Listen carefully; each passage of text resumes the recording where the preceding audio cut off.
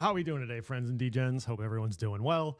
Figured I'd have a little fun with that one. Kind of do my own little play-in / musical trailer for Illuvium. Obviously, some really exciting news in the last day or so on Illuvium. We'll get to that here in a minute. But first and foremost, appreciate everyone tuning in. Let me get you some quality content this afternoon. Hope everyone's doing great here. All right. Let me throw this up. So today is April 10th. It's about a little after 4 Eastern. And we are approximately 10 plus days away from the Bitcoin halving. So in this particular case, this clock is saying April 19th. I've seen April 20th. The consensus is so far it's going to be right around April 20th, give or take. Maybe as early as the 19th, maybe slightly delayed on some of that stuff. We'll see how that shapes up. As far as some of the other interesting Bitcoin stuff going on, this one caught my attention today. Nothing too heavy duty on this, but looking at some of the Bitcoin ETFs over the last several months here, I know we've talked about it on some other streams here. I've mentioned it on Boogie's channel and the like. Coinbase, obviously the dominant custodian for this, and they're just making a killing too on Coinbase One and transactional fees and other stuff. Obviously, I think Coinbase is primed to take over as one of the, maybe arguably the leading exchange before the end of this particular bull run for this cycle. We'll see how that shapes up. I know Binance is still a juggernaut, OUS, and like Coinbase has made a lot of inroads. They've got Base, they've got the smart wallet they've been showing off at ETH Denver, which looks really cool.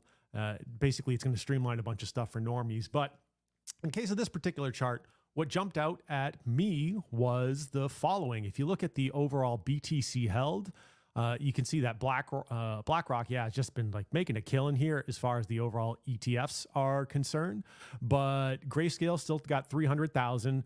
Basically, I think Grayscale started around 619,000 on ETF launch. That number's been dropping down over time, and BlackRock in turn, it's just been climbing, really just soaring up the ranks. We know it took Sailor Moon and MicroStrategy several years to accumulate roughly an equivalent number, give or take. Actually, BlackRock, I believe last I looked, had surpassed Sailor Moon and MicroStrategy on that one.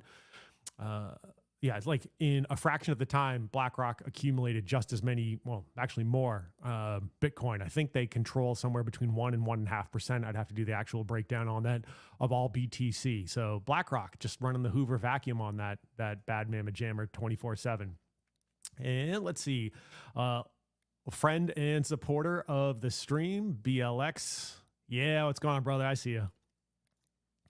All right, so there's a little bit of Bitcoin news. Some of the other stuff that jumped out at me recently was Binance is actually looking for jurisdictions for a global headquarters. So we know CZ had previously stated and argued repeatedly that, hey, we're really a decentralized entity. We don't have any sort of headquarter office. And now what we're seeing is with the new guy in charge, Richard Tang was speaking at the Paris Blockchain Week. This week, they're in talks with a few jurisdictions over where to locate its corporate headquarters. And I can't say I'm particularly well versed in international law for something of that size, structure, caliber. I'm sure tax and legality, rules, and regulations will be heavy deciding factors for them. I know working here in the US and having had the opportunity to manage a multi-state business in the US, you have to watch out for something called Nexus here in the US, which is, do you have an office?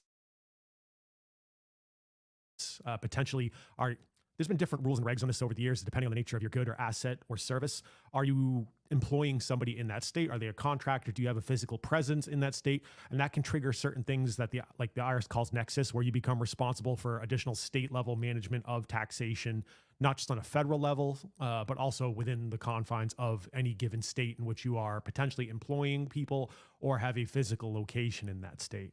So I can't imagine needing to manage that, not just on a domestic basis, but on an international basis. The other thing I want to call out here too is, last I looked, CZ is slated for sentencing at the end of the month.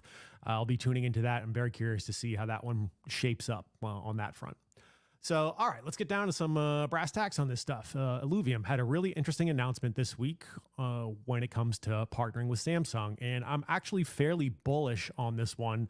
And we'll get into some of the reasons why over the course of today's stream on this. But this is the press release from the Illuvium gang. Let me throw this in chat over here. And they announced that they signed a partnership with Samsung. And they're getting into here basically, okay, partnership combines Samsung's unparalleled technology. I mean, I use a Samsung phone. I've got a Samsung TV. I think I got a Samsung washing machine. I don't really pay attention to that one, so I'd have to take a take a look at that. Point there is they make all sorts of consumer goods and electronics and the like. So in this particular case, we blend Samsung's innovative technology with Illuvium's intricate world building. We're not bridging two worlds. We're expanding the boundaries of what's possible. The fusion of these universes promises to enhance your Illuvium experience, bringing the virtual and real into closer harmony. Now, there aren't a whole lot of details on this thing, so I'm going to speculate a little bit over the course of today's conversation. But I've got some ideas on this based on some of the other trends I've seen in the tech industry. So together, we're not exploring new worlds; we're creating them. So I'm guessing some of the viewers here may remember that Pokemon game from a few years back. What was it, Pokemon Go? Like the augmented reality type game where you're running around with your phone and trying to find different locations and battling people for Pokemon control and Pokemon rights in a given area.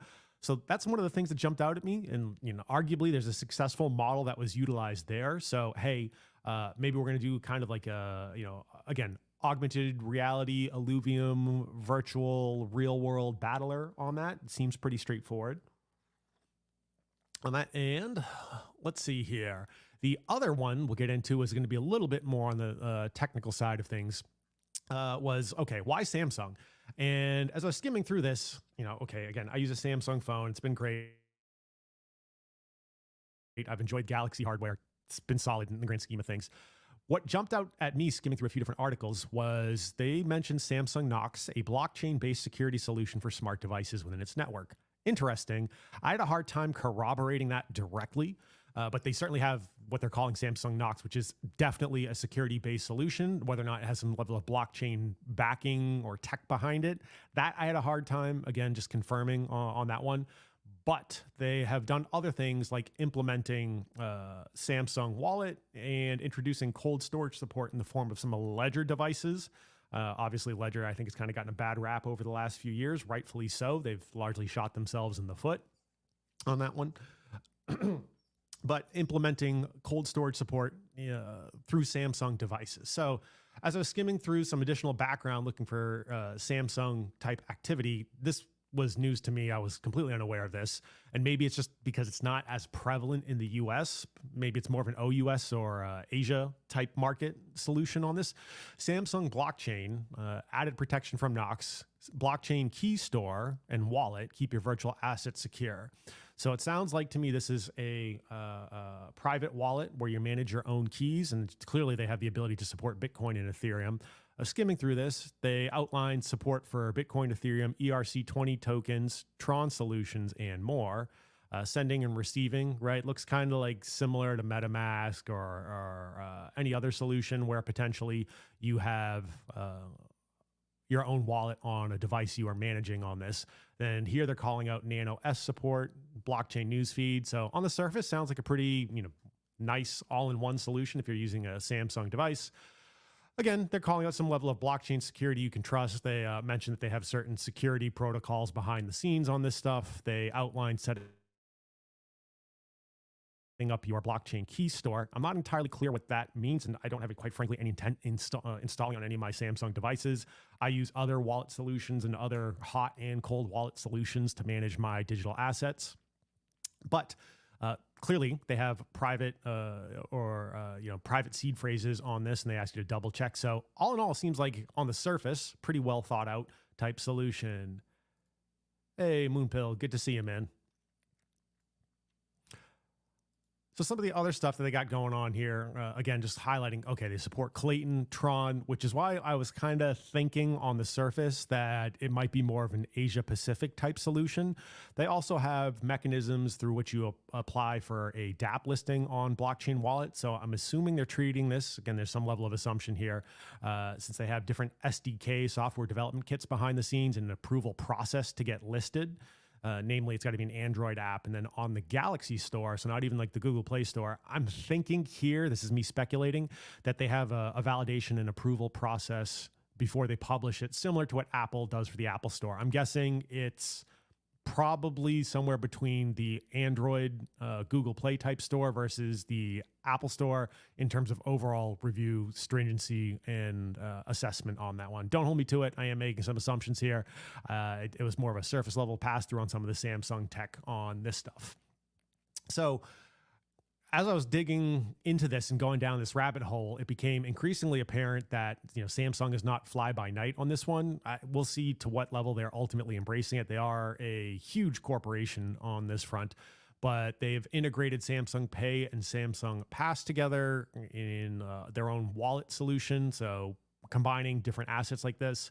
And one of the things that jumped out at me here, again, as I was doing some of this homework, was official ID cards, student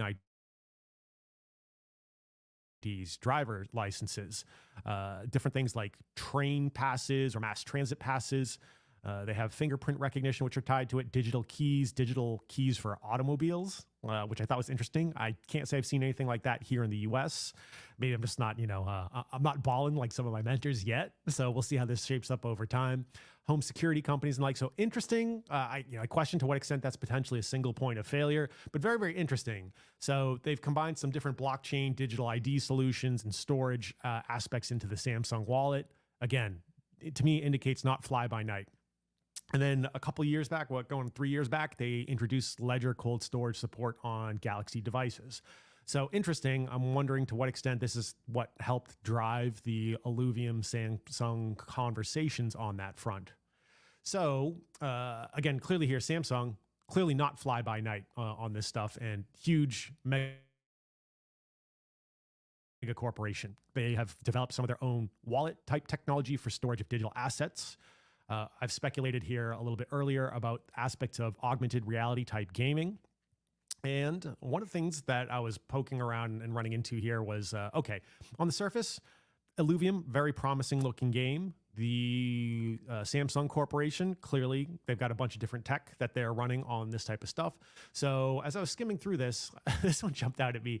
Web3 games have a high failure rate. And so they had this little blurb here from Kieran Warwick, co-founder of Illuvium. Basically, he's outlining it's very, very challenging.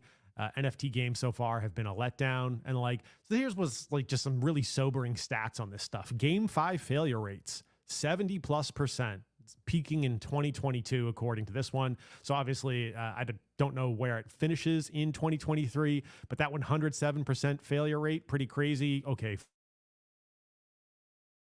45.9 in 2021, dead GameFi games, right? Things just got demolished in 2022. So I continue to be bullish on Illuvium. I am, voting with my wallet, so to speak.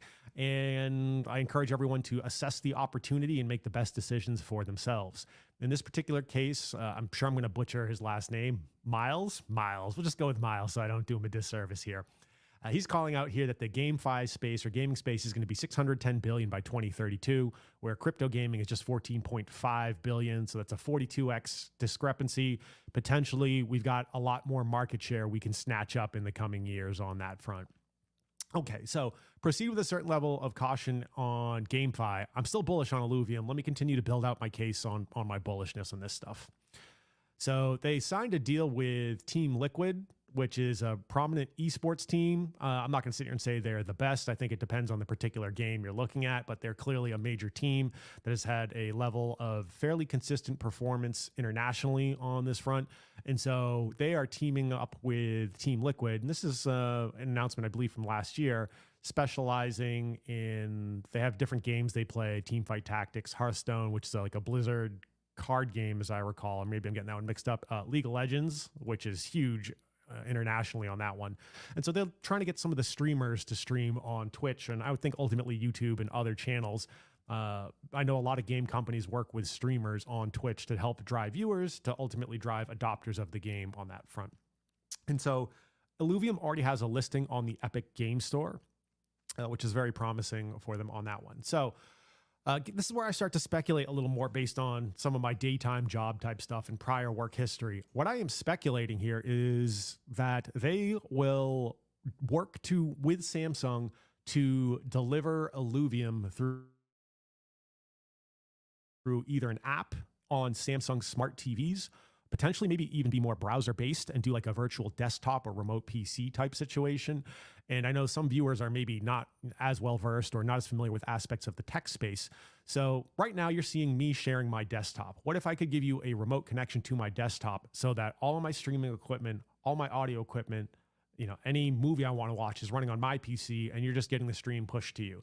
It's like when you sometimes do these watch parties for different groups and the like, where somebody's sharing out a stream or a video, or hell, even when some of the other streamers will share like, oh, check out this meme and the like, you're not necessarily running that particular video directly on your PC. You're just getting a broadcast of someone else running the video. I think they're going to go this route using Samsung TVs and like a Bluetooth controller, game controller that you can link up to your TV so that people can play Illuvium just by having the TV. You don't need a game console. You don't need to download anything aside from the ultralight app that runs on the TV itself. So what that actually looks like from kind of a network topography type perspective, and this is more on like a corporate infrastructure or a PC server type environment, you're going to have basically this cloud infrastructure that is running the game itself, and all they're doing is broadcasting it down to your device. So it's accepting the inputs from your local device, your local controller, pushing it back out to the Illuvium infrastructure, and then pushing the game visual updates and indicators back to your TV. So you don't have to go and buy like, $400, $500, $600 PC or an Xbox or a PlayStation.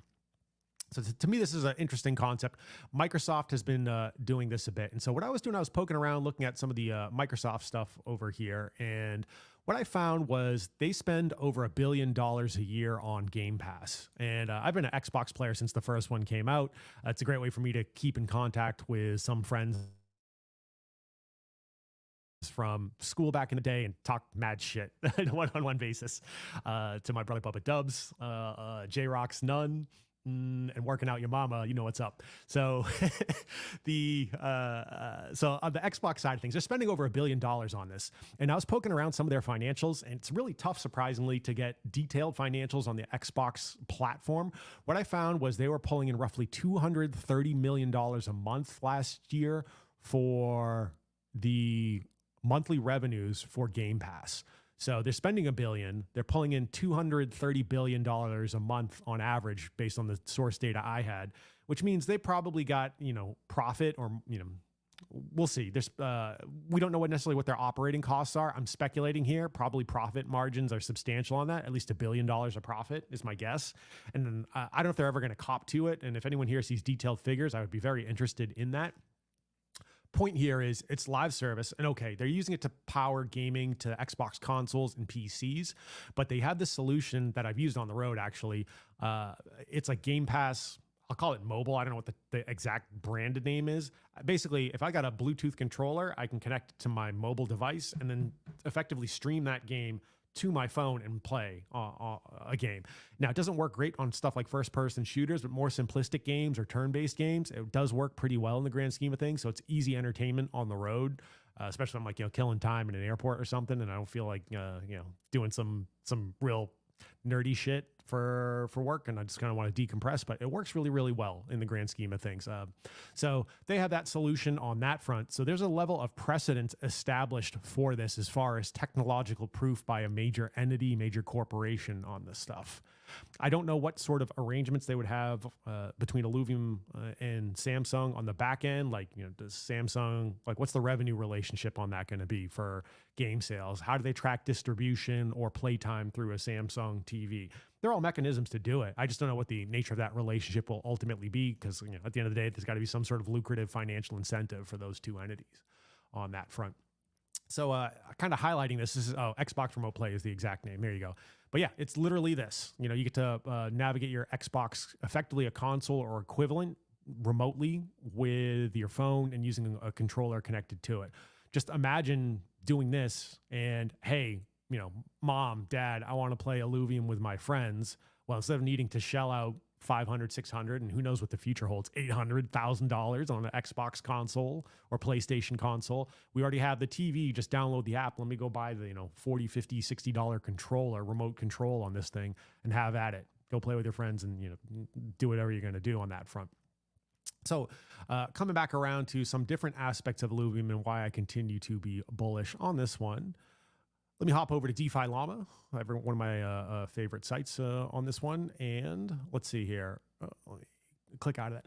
So they got 88.12 million in liquidity according to DeFi Llama. I don't believe that's going to have any sort of reflection for centralized exchange type liquidity. So it'll be somewhere north of that.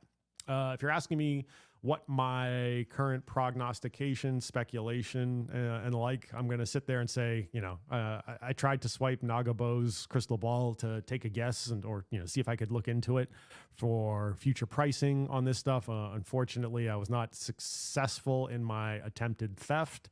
So I'm going to sit here and say, the tea leaves are telling me $11,475.81. No, I'm not necessarily going to break down the detailed math I used to get to that conclusion. Yes, I am going to plant a flag and stand behind that one. That's probably a little bit of a semi-conservative estimate in the grand scheme of things. I'll kind of give you, just a little quick backing on that. What I'm looking at is potentially, look, if the liquidity doubles based on some of the market makers and pools on that front. Also leveraging some of the stuff Richard Hart has revealed. And shout out to guys like Apex Hex and the DGen Roundtable chat for some back and forth he and I had on some liquidity stuff. Then I'm thinking some overall increases in ETH plus some overall increases in eyeballs on Illuvium. Hey, they got to continue to launch successful product that people like and adopt. Yeah, I think $11,000 plus seems very reasonable to me. So let me just pull up a few quick charts and talk about a few other things too on this one. So I don't like grabbing candle wicks on stuff. And I've mentioned before, mainly I do support resistance type plays when I look to put money in and weekly DCAs on things. And my overall strategy is I typically run a time-based DCA plus a cannonball shot-based DCA. What do I mean by that? Let's hypothetically say I'm going to invest $1,000 a month. I put $500 on the side into dry powder, and I will deploy $500 over the course of the month. If the price comes down to a place I like, I'm going to dip into some of my cash reserves that I had already set aside and chuck it into the tokens I like. So coming back around to this, if you look at the overall kind of candle bodies on Illuvium, you can see basically, according to TradingView for the OKX chart I snagged, it's about $1,840. Well, shit, now we're talking like 4 or 5x type scenario on that. Why do I think, I'm kind of bullish on that? Well, we know money tends to have more of an impact as it starts rotating out of the blue chips down to large caps, mid to small caps. Last I looked at this one, the fully diluted value of Illuvium is about 1.2 bill. Hey, what's going on, Brown? Good to see you, man. Thanks for crawling out the tent from underneath the bridge and dropping a line, my man. So yeah, on this one here, so the FDV is about 1.2 billion. I think that puts it close to the top, 100 or 200. I have to take, actually, let me hop over here. Let's take a look. CoinGecko, what is their relative ranking? I don't see it on here. I think it's off the cuff. I think it's around 100, something to that effect. Anyway, 100 to 200. It's definitely in the top 200 last I looked. So coming back around to this, then a few different scenarios here. One, potentially, let's say 8, 10 grand or higher. And I've seen some incredible numbers flung around contingent upon, again, adoption of the game. And we know something like Axie Infinity was very popular. Additionally, if they do that kind of streaming solution, it reduces a lot of the hardware burdens. So maybe not every flavor of Illuvium per se, but some flavor of Illuvium becomes playable on mobile devices anywhere. Maybe any Samsung device type situation. They do a limited time lock for Samsung. We saw what something like Axie Infinity did for the GDP of the Philippines. So there's potentially a lot of people clamoring for games and solutions to play. Minimally, right now we've got Illuvium sitting at around 125,000. 125,000. Good Lord, if it's 125,000, I'm not streaming ever again. $125 this afternoon here, right? Let's say you get in now, and assuming things kind of go relatively well, you've kind of got, 12, 13, 14, 15 banger just to get back up to all-time highs. Now, one of the things I will acknowledge that has changed since this kind of insane peak up here of like $1,800 is there are more tokens circulating now. And so there's still some to be released. It will only ever be about 10 million tokens in circulation on this. So I think it's a great opportunity no matter what. Am I putting everything I have into this? No. Have I taken a very solid position for my portfolio? Yes, I have. I like the tech. I like that it's based on the Epic game engine, the Unreal Engine. I like that it's available through the Epic Store. I like the partnership with Samsung. I think technologically there is a precedent set through virtual desktop, remote game streams through Xbox and the like. Proof of concept is done. They just got to deliver on the game. It's got to be fun to look at and fun to play. And there's a social aspect of it. So $120 give or take today on this one. I'm going to close out today's segment with one of the other things I look at. So shout out to Dollar Cost Crypto and Cultivate Crypto. One of the things I learned taking their courses was to also evaluate tokens, not just in context of the US dollar or your local fiat currency, but also in the context of BTC and ETH. So in this particular case, I've got a 3-month window I'm looking at on this stuff. If I toggle it to BTC, you got this line over here. Potentially you got in over here at like 0.001. Is that technically a Satoshi? I don't know if that is the appropriate level of division on that. Anyway, basically, you potentially got in at a 1/1000th, little more than that. Let's call it like 16 thousandths of a Bitcoin on this, right? You could have basically doubled it inside that 3-month.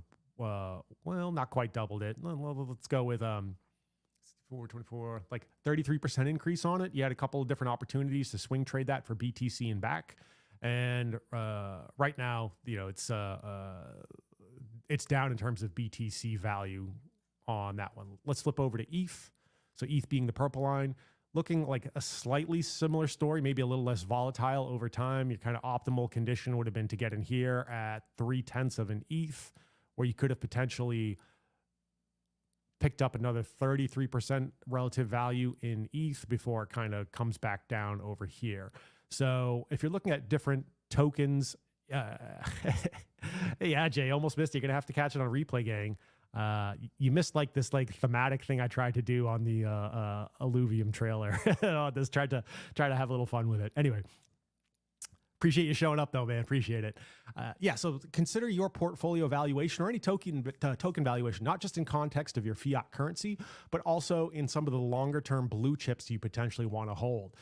So in this particular case, my strategy currently, and as the market continues to develop and unfold, we'll take a look at how potentially some of my plays or my long-term holdings may differ. Right now, I would sit there and look at it and go, okay, if I made it here and it's generally increasing in relative ETH valuation, I may be rolling that into ETH at certain points in time. And I have to take a look at different ratios, different plays, and I'll probably be rotating portions of my bags into things that haven't pumped yet and portions of my bags purely into cash and profit and other things like that. But look at your portfolio, not just in the context of the US dollar, but also in things potentially you want to hold for long term, be it right now it's looking like Bitcoin and ETH. I think there's going to be a compelling argument too for potentially looking at Solana. I know we got a lot of Pulse Chain fans that roll through here as well, potentially rolling things into Pulse Chain. Long story short here, look at the ratio, because this here, even in terms of the US dollar, that's technically a ratio. I am getting one Illuvium for $125. Or one Illuvium for 0.0017 and some change BTC, or one Illuvium for 0.035 ETH. So check some of those ratios for anything you want to potentially hold long term.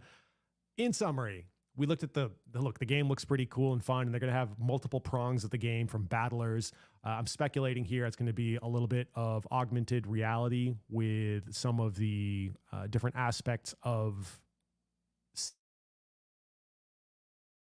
Samsung integration when we talk about merging virtual worlds and physical worlds. Maybe it's VR headset stuff too. Who knows on that front? I'm speculating here that they will do some level of kind of remote desktop game streaming, so it reduces the hardware burden and like it also it entirely frees them up from consoles, right? If they can stream the game and they stream it to your TV, I don't give a shit if you're on Xbox or PlayStation or Nintendo or whatever. I'm streaming the game. It's not something you have to download to have this high potential hardware burden locally. And also, I'm speculating that the overall price performance will work out pretty well. They just got to make a fun game. They just got to be successful with it. All right, got a few questions coming on. Hey, Z, Angel, good to see you guys. Are you only DCing into Illuvium? Is Gala still a good bet? Yeah, appreciate the question on this one. Am I only DCing into Illuvium? I have been chucking a bit more in as I've as I have hit certain target quantities I've wanted in some of my other bags, that's freeing up capital that I was deploying into that token. I'm just either putting that capital on the side or building up the other positions that have been kind of lagging a little bit. So am I still DCing into it? Yeah, I'll tell you right now, I got a $75 weekly buy every week on Illuvium, no matter what currently. I stopped DCing into ETH overall because I was pretty satisfied with my ETH bag.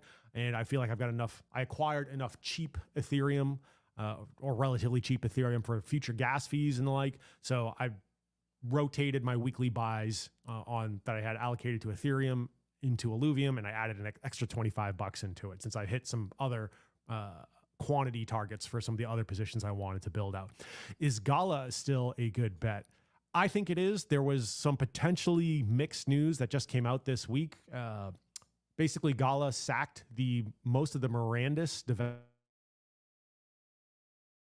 team, which was shaping up to be their flat failure to deliver on product, visions not being met and the like. My understanding is they're bringing in some other industry vets to help continue with the game, but the core team that was responsible for running it from a development perspective, my understanding is they were all let go this week. So we'll see how that kind of shapes up. I think it's potentially why you saw some aspect of a series of red candles on Gala recently on that one. That's a little bit of speculation. I hold an okay size Gala bag.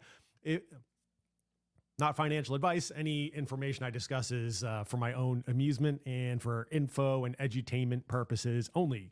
So all that aside, basically, me personally, and you got to be honest with yourself and your own bags and all that stuff, is if I got $100. Am I going to go throw it in Illuvium or Gala? I think Illuvium has got more. It's not really necessarily fully. It doesn't have like an all-time high. It can easily, well, not easily. Let's say I see a fairly straight shot for it to drive back to. On that one, I think Gala's still weighed down by a lot of the FUD and bad news surrounding it. Obviously, they just canned a bunch of people from one of their flagship games. You had the two founders fighting each other.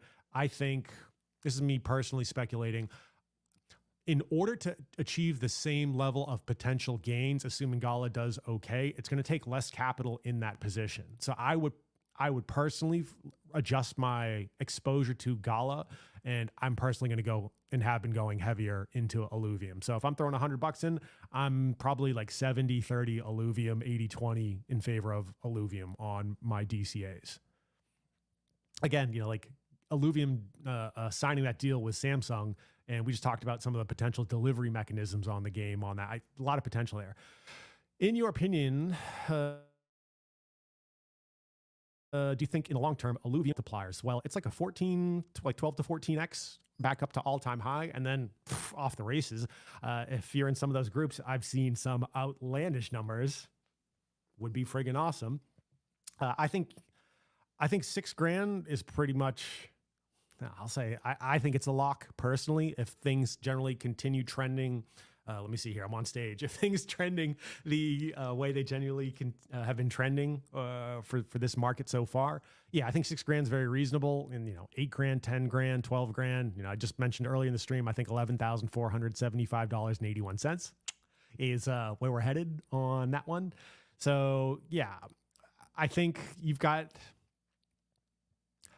Gala has more potential theoretical max on the multipliers, but it's also a riskier bet. So from a risk-adjusted perspective, I'm going to go heavier in an Illuvium that is based on my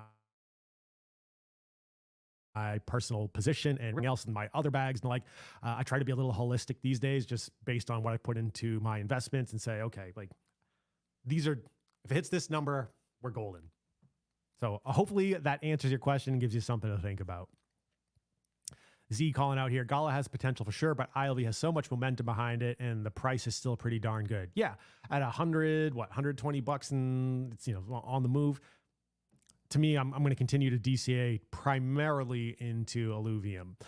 Gala's been holding steady, kind of around that 6 cent mark. I think I saw it at 5 cents when I looked this morning. I'm not sure where it is right now, but it won't. If Gala pops off, you can put, again, less money into Gala and have the same or superior performance potentially. Yeah. Moonpill's got the right idea. Cha-ching, cha-ching. Creature capture games are easy dubs. and the team are not amateurs. Yeah. So, Jay, I was speculating a little earlier with the partnership with Samsung and their whole chatter about potentially doing merging virtual. Let me actually just get to the direct language in the press release here. We're not exploring new worlds. We're creating them here. Here we go. Bringing the virtual and the real into closer harmony. So my speculation was, if you remember Pokemon Go on these things, doing something similar with Illuvium, or maybe like Samsung VR headset or some combination thereof. Because again, it's really the Illuvium franchise, right? They're going to have multiple games on that. And we've seen, what is it? The creature capture. There's kind of like the pseudo RTS building type element. The battler element on it, and who knows what else they're going to be doing with it in the future. So I'm bullish on it.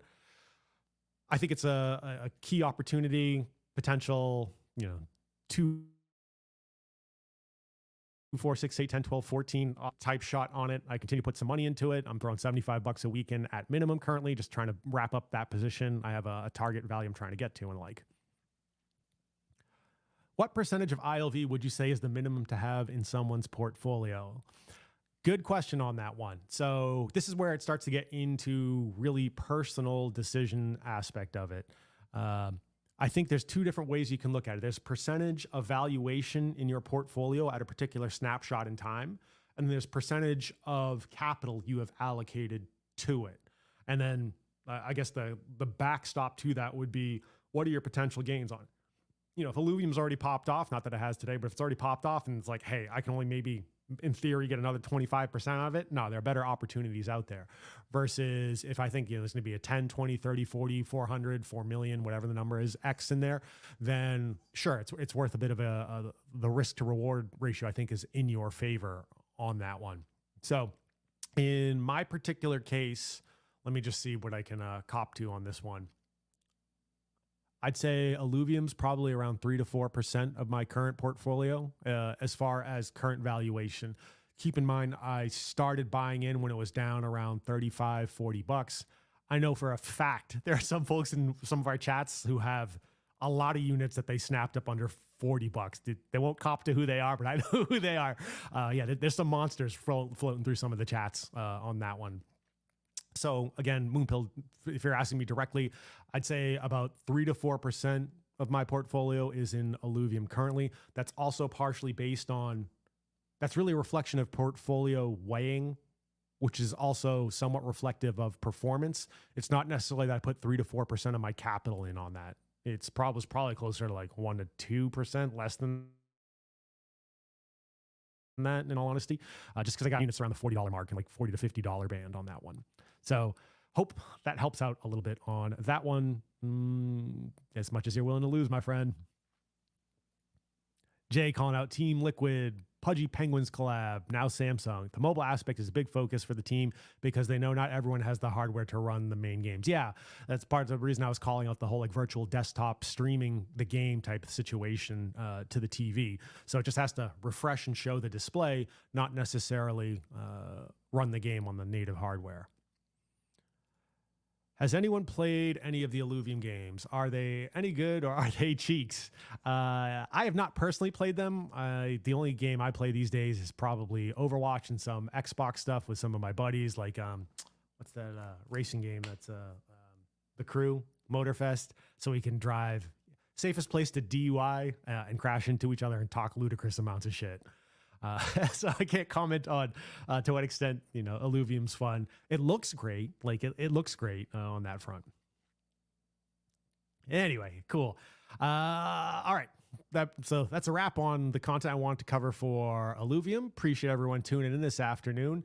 Word on the street is a buddy of mine is going to be making an appearance with me and Boogie tomorrow night on Boogie's channel, 9 Eastern.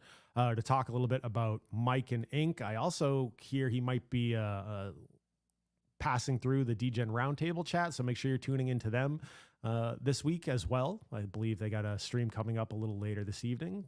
And hope everyone has a great rest of the day. Hopefully you all got some good information. It's good to be back. Had to take a few days off, but we're getting back in the swing of things. So appreciate everyone tuning in. Have a great rest of the day.